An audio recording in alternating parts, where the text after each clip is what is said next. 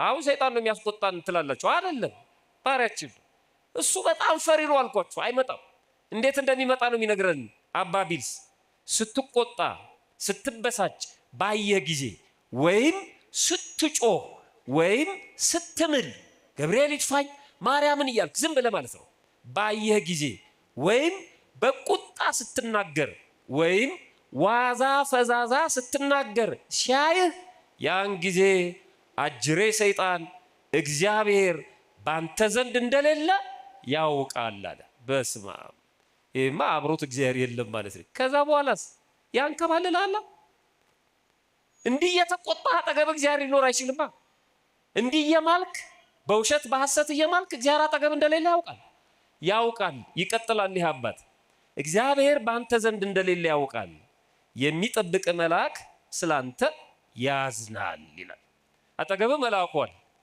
ለሰይጣን ፕሮፋይልን ሸጥከዋይ ሰይጣን እንዲያቅ ስላደረክ መልአኩ ያዝናል በገዛ እጅግ ገመናህን ትገልጣለህ ይላል ማንነትህን እግዚአብሔር ካንተ ጋር ባይኖርም እንዳለ አድርጎ ሰይጣን እየፈራ አንተ ግን እየተቆጣ እየተበሳጭህ አካኪ ዘራፍ እያልክ ቤቱን በአንድ እግሩ እያቆምከው መልአኩ ያዝናል ይላል በአንተ ነፃነት አይገባም ዝም በል አይልህ በጣም ያዝናል ይላል ይቀጥላል በጣም የሚገርም ነው ያዝናል ያን ጊዜ ሰይጣን የውጭውንና የውስጡን ሰውነትህን ማዘዝ ይጀምራል አያ እኔ ይቆጣጠራል በቃ የሱስ ስራ እየሰራህለት ስለሆነ ማለት በጣም ነው የሚንከባከበው እኔ እኮ ምኑንም አላቆም ማለት ምንለው ልጃችንን በጥፍ ያጠናግረው በጣም ይገርም እኮ ነው የቀድሞቹ ኢትዮጵያውያን ልጅህን እንደተቆጣ አትምተው በጣም ተቆጥታ አለንጋ ባነሳ ጊዜ መጀመሪያ መሬቱን ምተው ይላል ንዴት እንዲበርድ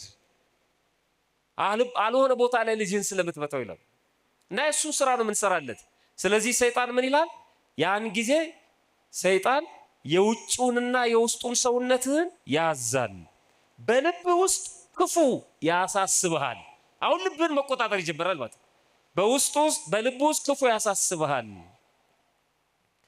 ክፉ ያሳስብሃል መብራት እንደሌለው ቤት ያደርግሃል መብራት የሌለው ቤት አይጡም ባቡም ምኑም እንደፈለገ ነው የሚፈነጭው አይጥ እንኳን ባቅሟ መብራት ስታረጉ ልም ነው ብትሉ አይደል መብራት ከሌለው ማንም ነው የሚጫወትበት ቤት መብራት እንደሌለው ቤት ያደርግሃልና በውስጥ ያለውን በሙሉ በርብሮ ይወስድብሃል እግዚአብሔር ከዚህ ይሰውራል ስለዚህ ለሰይጣን ፕሮፋይላችንን አንሽት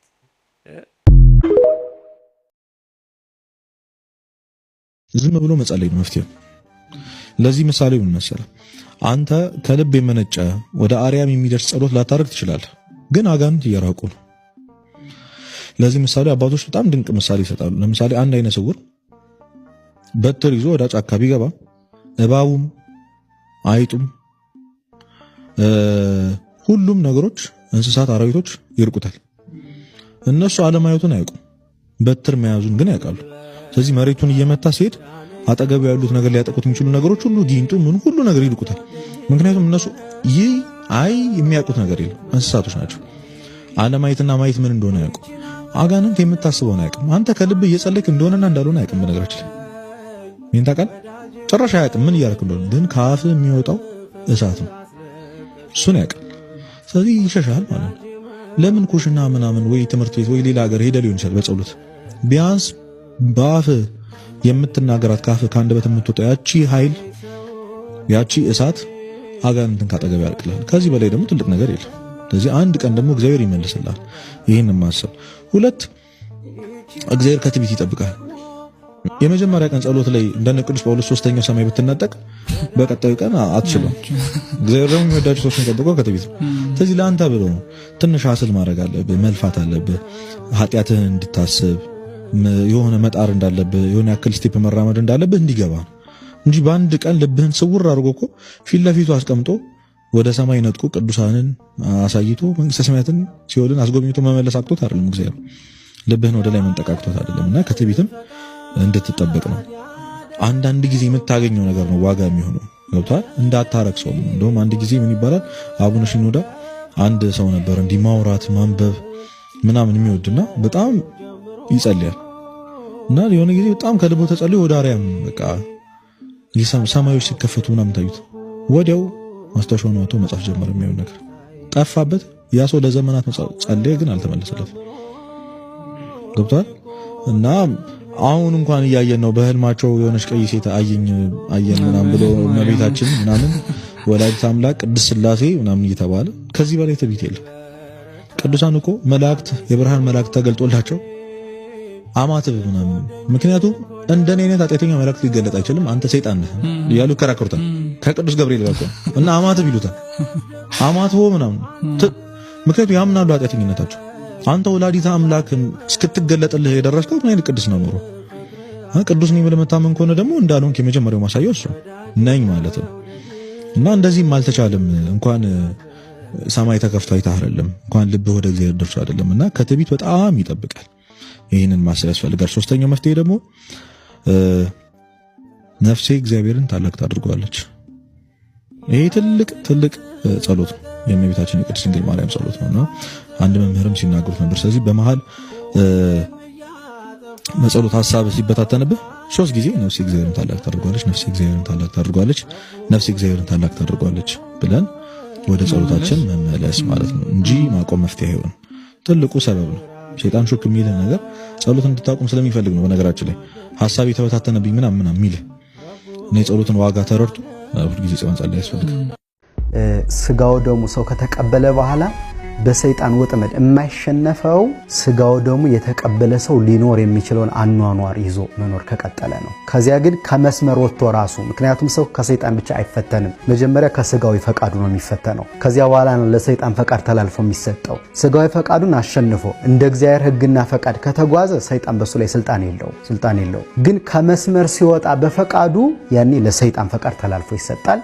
በስጋው ደም በጸጋነትም የተሰጠው የአምላክ ስጋና ደም በሱ ላይ ኃይል አይኖረውም። ከዚያ ከመስመሩ ስለወጣ ማለት ነው። አሁን በእኛ ቤተክርስቲያን ነዋያተ ቅድሳት የከበሩ በሜሮን የከበሩ ነዋያተ ቅድሳት ወጥተው ለስጋዊ ነገር መገልገያ ከሆኑ በኋላ ጸጋ እግዚአብሔር ይርቃቸውና ሰይጣንን ይዋጉ የነበሩት ታርታቃ ይሆናሉ ማለት ነው። ለዛ ነው በእኛ ሲመለሱ እንደገና በሜሮን እንዲከብሩ የሚደረገው ማለት ጸጋቸውን ካጡ በኋላ በሰይጣን ላይ ያላቸው ኃይል ስለተወሰደባቸው ማለት። ከዚህ አንፃር ያ ስለሚሆን ሁሉ ጊዜ ከስጋው ደሙና ከስጋው ደሙ አኗኗር መውጣት አይገባም። አስቀድሜ እንዳነሳሁት ጌታ ራሱ በወንጌል ስትጸልዩ እንዲህ ብላችሁ ጸልዩ ብሎ አስተምሮናል። ምን ብሎ ነው ያስተማረን? ሲሳየነ ዘለለ ዕለትን ሀበነዮ የዕለት እንጀራችንን ስጠን ዛሬ ያላችሁ ጸልዩ ብሎ አቡነ ዘበሰማያትን አስተምሮናል። በተርጉማኑ የዕለት እንጀራ ብለው ከተረጎሙት አንዱ ስጋው ደሙ እንዳንርቅ ማለት ነው። እንዳንርቅ በኃጢአት ወተን እንዳንቀር ሁልጊዜ ሰይጣንን እየተዋጋ ነው እንድንኖር ማለት እስከ ዕለተ ሞታችን ስለማይተወን ከስጋው ደሙ መራቅ አይገባም። የዕለት እንጀራ ነው። ስለዚህ አንድ ክርስቲያን ከስጋው ደሙ መራቅ የለበትም። በ40 እና በ80 ቀኑ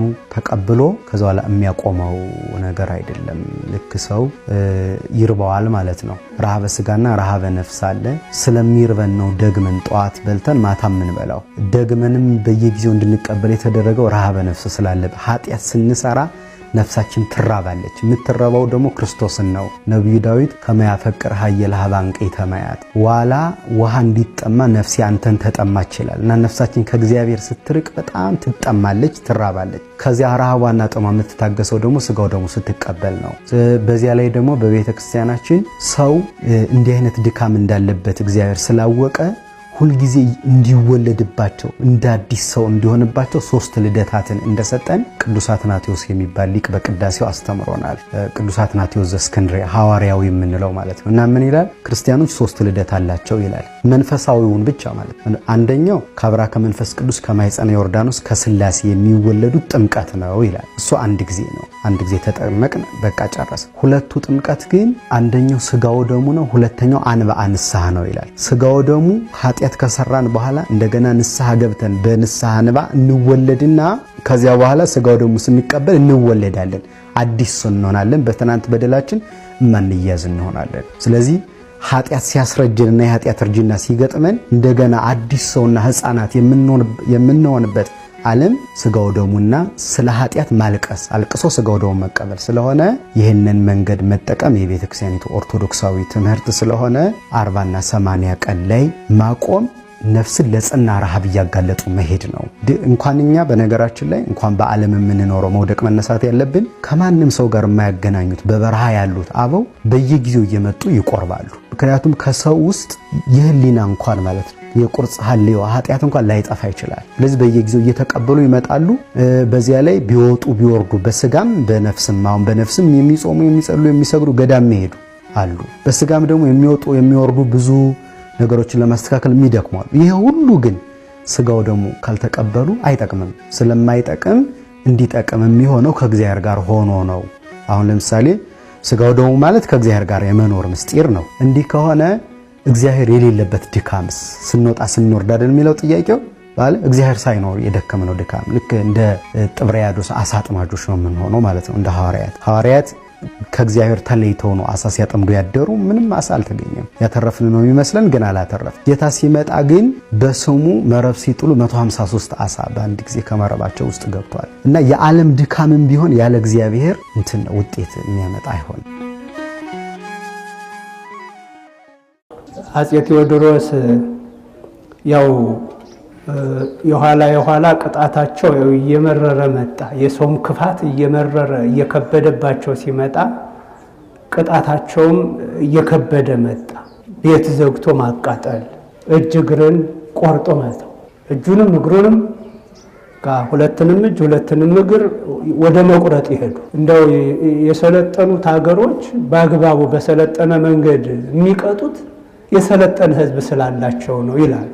ይህ የኛ ሕዝብ እንደ ሰው ኑር ብንለው እንዳውሬ ሆነ። ስለዚህ መቅጣት ያለብን እንዳውሬ ነው እንጂ ምን አደርጋለሁ ይላሉ እያዘኑ። እና ወደዚህ ወደ ወሎ አካባቢ መጥተው እንዱ ሽፍቶች ወታደሮቻቸውን በሰላም እየገበረ የሚኖረውን ሕዝብ በጣም አሰቃዩባቸው። ደግሞ እነዛ ሽፍቶች እስከ 6 ጊዜ ምሕረትም የተደረገላቸው ናቸው። እና በጣም አዝነው እንደው ለሕዝቡም እስኪ ተመልከቱ ፍረዱ ብለው ጦርነት ሄዱ። ብዙ ወታደሮቻቸው ቢያልቁም ያዟቸው እነዛን ሽፍቶች እና ፍረዱኝ አሉ። ያው ሰው የተለያየ ፍርድ ሰጠ። በሰም በተነከረ ጨርቅ ተጠቅልለው እሳት ይቃጠሉ የሚል አለ። ጉድጓድ ተምሶ አንገታቸው ብቻ ወደ ላይ ወጣ በዛ ላይ ከብት ይነዳባቸው የሚል አለ። ብዙ አለ። ሰው በጥይት ይገደሉ አለ። እሳቸው እኔ የማስበው እናንተም ካመናችሁበት እጅ እግራቸውን ቆርጦ ለሌላው ማስተማሪያ ማድረግ ነው። እንግዲህ ምን አደርጋለሁ እስከ 6 ጊዜ ማርኳቸው ናቸው አሉ። እንደዛ እያከፋቸው የሄደው ህዝቡ ነው። እና በዛ መሰረት ተቀጣም። እንዲያው ያሽፍታ ሁሉ ሁለቱን እግር ይቆረጥና እጁም እግሩም ካንገቱ ላይ ይንጠለጠላል፣ በገመድ ይታሰራል። እንዲህ እያደረጉ ያለ ተራው የደረሰው አንድ ሽፍታ እንደ የተቆረጡትን ሲያይ ትዝ አለው። በሰው በተውሶ እጅ የማይሰሩ ብዙ ነገሮች መኖራቸው እንደ አካላችንን እንደ ጡር ባይልብን እንደ ባንገፋው ልላችሁ ፈልጌ ነው ወደዚህ ታሪክ የሄድኩት። እና ሲያስበው በእውነት በተውሶም እጅ የማይሰሩ ብዙ ነገሮች አሉ። እና ጃንሆይ አለ። ራቅ ብሏል። ወታደሮች ያው ተራው ስለደረሰ እያጣደፉት ነው። ጃንሆይ ሄድ ዝም ብለህ እያሉ ወታደሮች አጣድፈው ሲወስዱት ጃንሆይ አፄ ቴዎድሮስ ሰሙ። ምን እያለ ነው? እስኪ አምጡት ይናገር አሉ። እዛ ማዶ ላይ ሆኖ አንዲት እጅ አለ። እስኪ ይቅረብ፣ ምን እያለ ነው አሉት። ቀረበ። ጃንሆይ አንዲት እጅ ትፈቀድልኝ አለ። ምን ማለትህ ነው ሲሉት 2 እግሮችም ሊቆረጡ ነው፣ 2 እጆችም ሊቆረጡ ነው፣ አንዲቷ እጅ ትቅርልኝ። ጃንሆይ በተውሶ የማይሰሩ ብዙ ነገሮች ትዝ አሉኛል። እና ይሄን ሲል አብረው የነበሩት ሳቁ። እሳቸው ግን ልባቸው ተነካ። እንደው እግዚአብሔር ሆይ ወይ እኔም ብታጠፋኝ ወይ የዚህን ሕዝብ ልብ ብትመልስልኝ አክብሬ ላገልግል ላልኩት ይሄ ህዝብ እንዲያስቸግረኛል አገሬን እንደ ቅርጫ ስጋ ቆራርጦ ይሄ መስፍን የሚባል እንዲህ አድርጎ እኔን አውሬ አድርገኝ ብለው እንደው ምርር ብለው ጸሎት አይሉት ሌላ ወደ እግዚአብሔር ከተናገሩ በኋላ በሉ ተዋቸዋል። በሱ ምክንያት ሁሉንም ተዋቸው። እውነት ነው። በእጅ የማይሰሩ ሰዎች ስራዎች አሉ። እጃችንን አጦርንበት። በእውነት ለስርቆት አዋል ነው እንጂ እኔ እጅ ብናጣው ኑሮ እጃቸው ያጣ ሰው ምን ባሉ ነበር? እጅ ቢኖረኝ እገሌን እንዴት ረዳው ነበር፣ እገሌን እንዴት አገለግለው ነበር የሚሉ ሰዎች እኮ ሞልተዋል። ያለን ሰዎች ግን ቀን እንዳውሬ ቁጭ ብለን ሌሊት እንዘርቅበታለን። በጣም መጥፎ ነው። እንዲያው አስቡ በእውነት አካላችንን ለበጎ ነገር እናውለው። እንደው እንድትስቁ አይደለም። አፄ ቴዎድሮስ አሁንም እንደዚህ ወደ ወሎ ጊምባ አካባቢ እንደዚሁ ሄደው ተማረው በአንድ ቀን 47 ሰው እጃቸው እንዲቆረጥ አደረጉ። ቆረጡ። እግራቸው በእርግጥ የነሱ አልተቆረጠ እና እንደው ሰው ግርም አሉ ብሎት ራቱንስ ሚስቱ ታጎርሰው ረቂጡን በምን ያብሰው አሉ። እንደው እንድስቁ አይደለም በእውነት እንደ እጅ ሲጎድል በእውነት ብዙ በተውሶ እጅ የማይሰሩ ነገሮች መኖራቸው ልብ በሉ። ራቱንስ ሚስቱ ታጎርሰው ረቂጡን በምን ያብሰው አሉ። ተው እግዚአብሔር በእውነት እጃችንን ቢወስደው ብዙ ገመና ይወጣብናል። እግራችንን ቢቆርጠው ብዙ ገመና ይወጣብናል። እጅን ለበጎ ነገር አሁን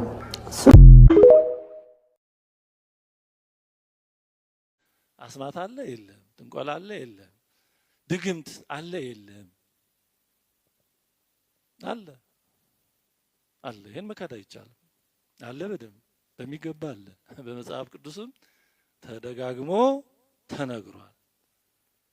የሰዎችን ቀሊለ ልብነትና በህይወታቸው የገጠሟቸውን አስቸጋሪ ጉዳዮች በመጠቀም እነዚህ አስማተኞች በጥንቆላ ሰዎችን የሚያታልሉና በድግምት ሰዎችን የሚያነሆልሉ ተንኮለኞች ይጠቀሙበታል። ስለዚህ እነዚህ ነገሮች በሚገባ አሉ በምድራችን ላይ። አንድን ነገር ስላልፈለግነው የለም ማለት የለብንም። እውነታ ጋር መታረቅ ወይ እውነታን ማወቅ ያስፈልጋል።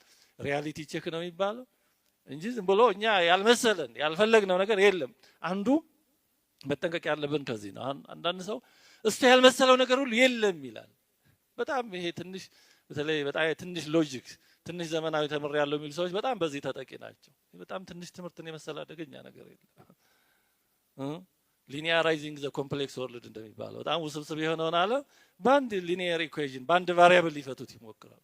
እና እነሱ ከሚረዱት ውጭ ያለን ነገር በቃ የለም እንደዚህ ያለ እንደ መተት ጥንቆላ እንደዚህ የለም እንደዚህ በጣም ብዙ ነገር አለ ወዳጅ፣ በጣም ብዙ ነገር አለ። ምን ሆነው ኦልሞስት ብዙም በማናውቀው ዓለም ውስጥ ነው ማለት ይቻላል። ብዙ ነገሮች አሉ እና ሰዎች በቀላሉ የሚታለሉትም እንዲህ አይነት ነገሮች አይኖሩም ብለው ይደመድሙና የሆነ ነገር ብልጭ ሲል አረ ብለው በአንድ ጊዜ ልባቸውን ይሰጣሉ። በተለይ እነዚህ ማቴሪያሊስት ሆነው የሚኖሩ ሰዎች ወይም ደግሞ ኦርቶዶክስም ቢሆኑ ኖሚናል ኦርቶዶክስ ነው፣ ፕራክቲካሊ ግን እንደ ማቴሪያሊስት የሚኖሩ ሰዎች አሉ። እና እንዲህ አይነት ሰዎች የሆነ ነገር ሲሆን በቃ በአንድ ጊዜ ልባቸው ይሸበራል እና በሐሰተኞች በቀላሉ የሚታለሉት እንዲህ አይነት ሰዎች ናቸው። ከኢትዮጵያ ውጭ የሆነ ቦታ አንድ ቦታ ምን ገጠመኝ፣ ሰዎቹ የሆኑ አጥባቂ የሚባሉ ሰዎች በቃ ዋና ድራጊ ፈጣሪ ናቸው። መከራ እያዩ የሚያገኟትን ገንዘብ በየወሩ ይልካሉ፣ ይከድማሉ። በቃ ዋና ድራጊ ፈጣሪ ናቸው። እና ይሁን ሰዎች የወሰዱኝና ለመነጋገር ስንሞክር ጨርሶ እነዛን ሰዎች እንደ አምላክ አድርገው ነው የሚያከብሩት። እና በኋላ ስንወጣ ምንም ሰዎቹ ጨርሰው እግዚአብሔር በተአምር ካልመለሳቸው በቀር የሚመለሱ አይደሉም ጭራሽ። ምክንያቱም ምንድነው ሰዎቹ ቀድሞ የኢህአፓ ዋና ምንድነው የሚባለው አባል ምናምን ነበሩ እና ማቴሪያሊስት ነበሩ። ስለዚህ ምንም ቁሳዊ ነገር አምነው መንፈስ እንደዚህ ተአምር ምናምን የለም ብለው ኖረው የሆነ ነገር አለ ሲባል ሲያዩ በቃ በአንድ ጊዜ እጃቸውን ይሰጣሉ። ደግሞ ያወቁት መጥፎ ነገር ስለሆነ ያ መጀመሪያ ያዩትን ነው የሚሰሙት ሰው መጀመሪያ እና እውነታውን ብዙ ነገሮች በማስመሰል በምታት በጥንቆላ በመተት በድግም ሊሰሩ እንደሚችሉ እውነታውን መረዳት ያስፈልጋል። በጣም ብዙ ነገሮች አሉ። ቅዱስ መጽሐፍ ይህን ይነግረናል። የሐዋርያት ሥራ ምዕራፍ 8 ቁጥር 9 እስከ 11 ስምዖን መሰሪ እንዲህ ያደርግ ነበር። ጠንቋይ ነበረ። እየጠነቆለ የሰማርያንም ወገን እያስገረመ ያስደንቃቸው ነበር። በጥንቆላ ያስገርማቸው ነበር። እነዛ በስምዖን መሰሪ ጥንቆላ ሲገረመው የነበሩት እንደኛ ያለ ሎጂክ ስለማያውቁ አይደለም። ኦኬ እንደኛ ማሰብ ተስኗቸው አይደል? ይሄ በጣም ትምህርትና እውቀት ያለው ዛሬ የድሮ ሰው ጅል አድርጎ ማሰብ የራሱ ሌላ የጅልነት ጥግ ነው ወዳጅ። እንደውም ይሄ ትንሽ ኤቢሲዲ በጣም ብዙ ጎርቶናል። ይሄ በጣም ትንሽ ትምህርት በጣም አደገኛ። እንደው ቤተክርስቲያን ማባትኖር ጨርሶ ጠፍተን ነበር ሆናል። ስለዚህ እየጠነቆለ የሰማርያንም ወገን እያስገረመ ቀድሞ በከተማ ነበር። ከታናናሾችም ጀምሮ እስከ ታላላቆቹ ድረስ ታላቁ የእግዚአብሔር ኃይል ይህ ነው እያሉ ሁሉ ያደምጡት ነበር። እስከዚህ ድረስ ታላቁ የእግዚአብሔር ኃይል ይሄ ነው። በምንድን ነው እስከዚህ የደረሰው?